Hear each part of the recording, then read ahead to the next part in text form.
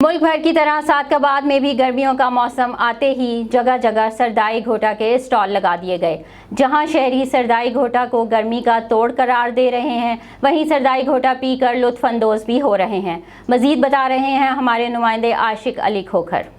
जी बिल्कुल, गर्मियों के आते ही मुल्क भर की तरह सादकाबाद में भी सरदाई घोटा के जगह जगह स्टॉल सजा दिए गए हैं।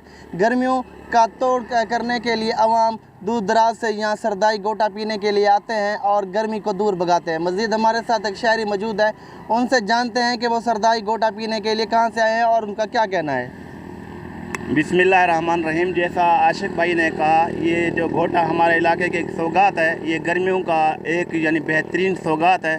गर्मियों में लोग बड़े शौक़ से पीते हैं, हम भी शौकिया तौर पे यहाँ घोटा पीने आए हैं। जी, जैसा कि आपने सुना कि शहरी का कहना था कि ये घोटे से पीने से जो गर्मी दूर हो जाती है और हम खुद को ठंडा महसूस करते हैं और हम ये पूरे सीज़न में इसी तरह इन स्टॉल पर आकर इस घोटे से लुत्फ़ अंदोज़ होते रहते हैं। जी।